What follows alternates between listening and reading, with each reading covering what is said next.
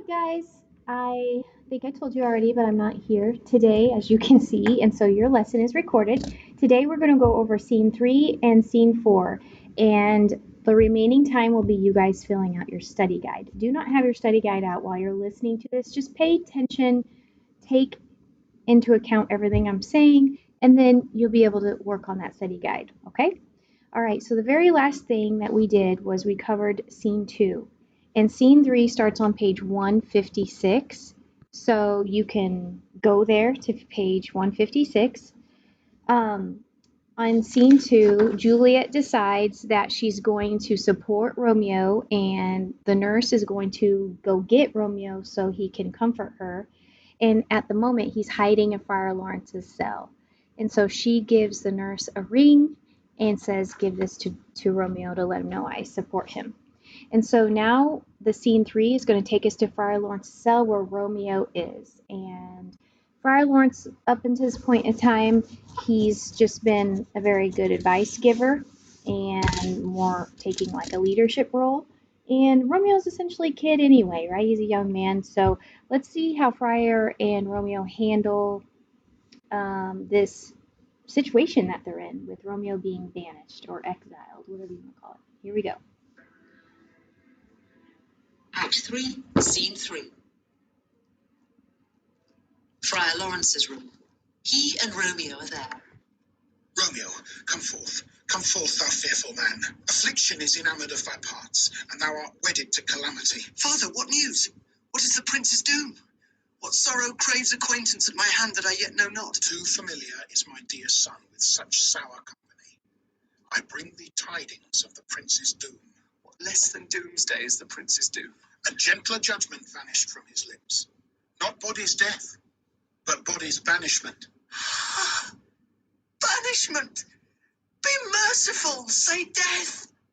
For exile hath more terror in his look, much more than death. Do not say banishment. Hence from Verona art thou banished. Be patient, for the world is broad and wide. There is no world without Verona walls, but purgatory, torture, hell itself. Hence, banished is banished from the world, and world's exile is death. Then banished is death mistermed. Calling death banished, thou cutt'st my head off with a golden axe, and smilest upon the stroke that murders me. Oh, deadly sin, oh, rude unthankfulness.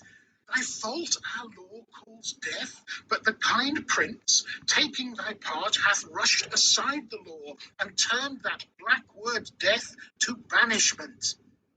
This is dear mercy, and thou seest it not.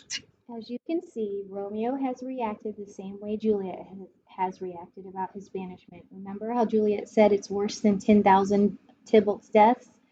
And now we have Romeo also saying that it's worse than death being banished. He'd rather be put to death.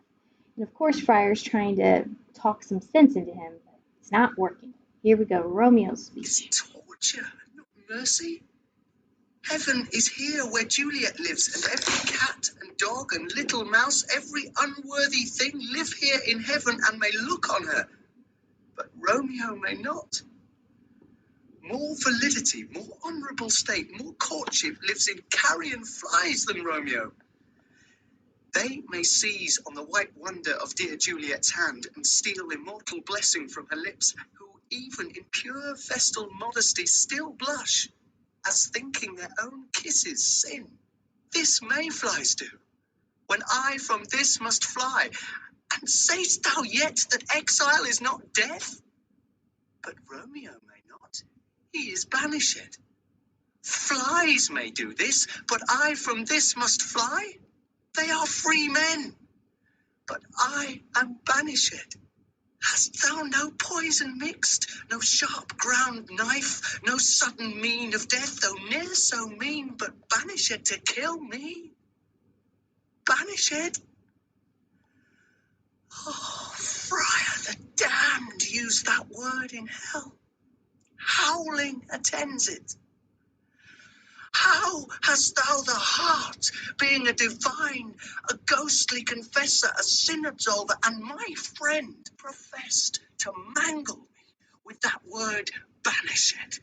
All right, I definitely want to hurt Romeo right now. He's annoying the absolute crap out of me. But something he says over here that shows how lack of common sense he has. He's jealous of a mouse or a cat or a dog or even a fly that may see Juliet or touch her.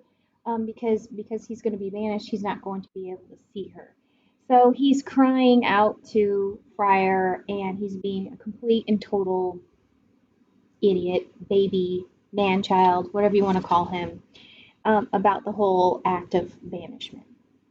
Fond madman, hear me a little speak. Oh, thou wilt speak again of banishment. I'll give thee armour to keep off that word, adversity's sweet milk, philosophy, to comfort thee, though thou art banished. Yet banish it, hang up philosophy. Unless philosophy can make a Juliet, displant a town, reverse a prince's doom, it helps not, it prevails not. Talk no more. Oh, then I see that madmen have no ears. How should they when the wise men have no eyes? Let me dispute with thee of thy estate. Thou canst not speak of that thou dost not feel. Wert thou as young as I, Juliet thy love, an hour but married, Tybalt murdered, doting like me, and like me banished, then mightst thou speak, then mightst thou tear thy hair and fall upon the ground as I do now, taking the measure of an unmade grave. Okay, so Romeo has the classic line here of, "You don't understand what I feel," right here where it says you can't speak of what you don't feel, because the friar's never been married. He never will be, so he's never been in love. So Romeo's like, "You don't understand what I'm going through." And Friar's like, "Let me just talk some sense into you." And it's not getting through his thick skull. Arise, one knocks. Good Romeo, hide thyself. Not I, unless the breath of heartsick groans mist-like enfold me from the search of eyes. Hark, how they knock. Who's there? Romeo, arise. Thou wilt be taken. Stay a while, stand up. Run to my study. By and by. God's will, what simpleness is this? I come, I come. Why do you think Friar Lawrence is nervous right now because somebody's knocking on his door? Think about it. Romeo, he needs to get out of town. The fact that he's hanging out in Friar's cell kind of puts a target sign on his back to be taken and executed. But who can we assume is probably knocking at the door? It is the nurse who said she was going to go find Romeo. So here we go. Let's find out what's going to happen here. Who knocks so hard? Whence come you?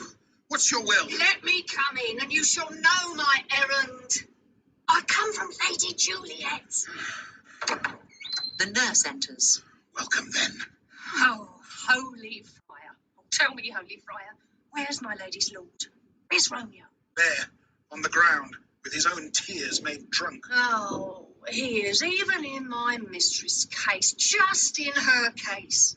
Oh, woeful sympathy, piteous predicament. Even so lies she, blubbering and weeping, weeping and blubbering. Stand up. Stand up. Stand, and you be a man. For Juliet's sake, for her sake, rise and stand. Why should you fall into so deep an oath? All right. So whenever the nurse comes in and Friar's like, "Yeah, he's crying. He's drunk in his own tears." The nurse is like, "Yeah, Juliet too." Oh, sir. Oh, sir. Death's the end of all. Spakest thou of Juliet? How is it with her? Does she not think me an old murderer, now I have stained the childhood of our joy with blood removed but little from her own? Where is she, and how doth she?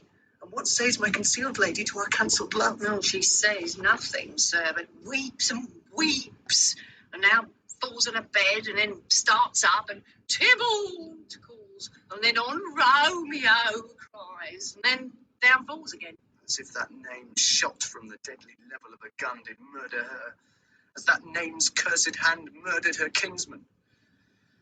Oh, tell me, friar, tell me, in what vile part of this anatomy doth my name lodge? Tell me that I may sack the hateful match. All right. So now Romeo is still going wacko. He is not sound in his mind. He's about to actually kill himself. And so right here he says, "What vial of my body does that name lodge, so I can may sack that hateful mansion?" And if you look over here on this translated side, it says he draws his dagger to stab him, but the nurse snatches it from him. So he feels like the only solution here is to kill himself, even though Juliet's alive and well, and he's not even being put to death. Who wants to slap Romeo right now? Is it just me? Okay. All right, Friar is finally going to lose his cool and tell him to chill out, and he's going to come up with a plan for him. Listen to the plan and pay attention to what the plan is and where he sends him and things like that. The nurse snatches the dagger from him. Hold thy desperate hand. Art thou a man? Thy form cries out thou art. Thy tears are womanish. Thy wild acts denote the unreasonable fury of a beast. Unseemly woman in a seeming man, and ill-beseeming beast in seeming both, thou hast amazed me. By my holy order I thought thy disposition better tempered. Hast thou slain Tybalt? Wilt thou slay thyself?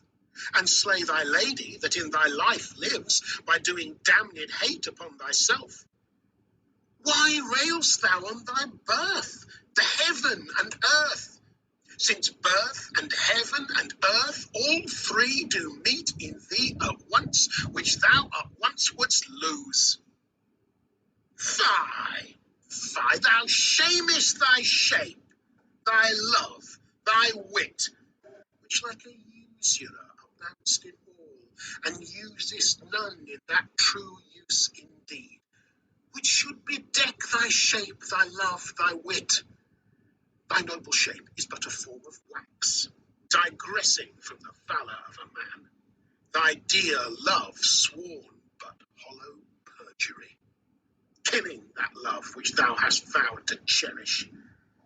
Thy wit, that ornament to shape and love, 166. misshapen in the conduct of them both, like powder in a skilless soldier's flask, is set afire by thine own ignorance. And thou dismembered with thine own defence. What? Rouse thee, man, thy Juliet is alive, for whose dear sake thou wast but lately dead.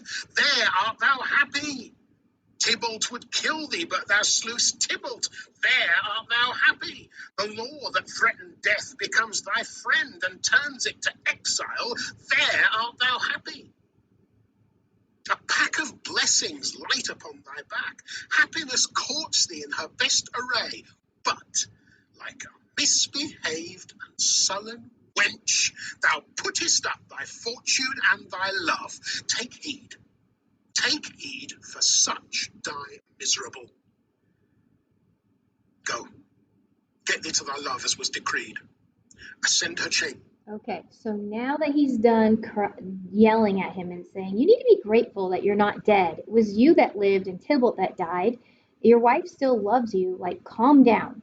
But now, right here, he's telling him the directions. So the first part says, but look, thou stay, not till the watch be set. Oops, sorry, let me go up one. Go, get thee to thy love, as it was decreed. Ascend her chamber, hence, and comfort her. But look, thou stay not till the watch be set. So basically, go see Juliet, all right? Sneak out and go see her, but go undetected and leave undetected so that you don't get killed by guards. All right, let's listen to the rest of the instructions. Hence and comfort her. But look, thou stay not till the watch be set, for then thou canst not pass to Mantua, where thou shalt live till we can find a time to blaze your marriage, reconcile your friends, beg pardon of the prince, and call thee back, with 20,000 times more joy than thou wentst forth in lamentation. Go before, nurse. Commend me to thy lady, and bid her hasten all the house to bed, which heavy sorrow makes them apt unto. Romeo is coming. Oh, Lord, I could have stayed here all the night to hear good counsel. Ah, what learning is. Now, Lord, I'll tell my lady you will come. Do so, and bid my sweet prepare to chide. Oh, here, sir, a ring she bid me give you, sir. Hie you, make haste, for it grows very late. The nurse leaves. How well my comfort is revived by this. Go hence. Good night. And here stands all your state. Either be gone before the watch be set, or by the break of day disguised from hence. Sojourn in Mantua. I'll find out your man, and he shall signify from time to time every good hap to you that chances here. Give me thy hand. 'Tis late. Farewell. Good night. But that a joy past joy calls out on me. It were a grief so brief to part with thee. All right, so that ends scene 3. So let's just talk about the plan. If you didn't catch it back here on page 166, it says first, ascend her chamber and comfort her, and then get out before the watch be set, before the guards do their guarding, I guess, and go to this town. The town is Mantua. It'd be like here to Belleville or here to New Baden, that kind of thing. It's like just the town next door. And you will live there. And we will just wait this out. Let things calm down. We'll make your marriage public. We'll reconcile everybody that's mad at each other, and we'll ask the prince to pardon you, to forgive you. And then you'll get called back into Verona, and it'll be fine. It'll be very joyous. But you have to go there, and you have to just wait in Mantua. Essentially, don't do anything. Just hang low in Mantua. All right? And then Friar Lawrence gives one more piece of advice. He says when you travel to Mantua, he's going to find his man, meaning his servant. And his servant's name is Balthasar. And he will use Balthasar as the person who sends messages back and forth. And he's going to send a message or give a message to Balthasar. And that message will get sent to Mantua, where Romeo is, just to update him on all the things that are happening at home. To me, I think that's an amazing plan, because you just need to wait for things to cool off. And then when you have your wits about you, you can make better decisions, right? Making decisions in haste and being all upset is a little risky, right? Okay, scene 4 is Capulet, Lady Capulet, and Paris. Remember Count Paris, who wants to marry Juliet?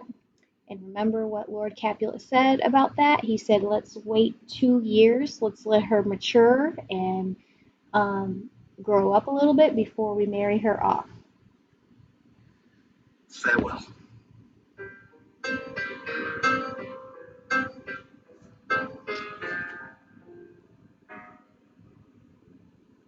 Act 3, Scene 4.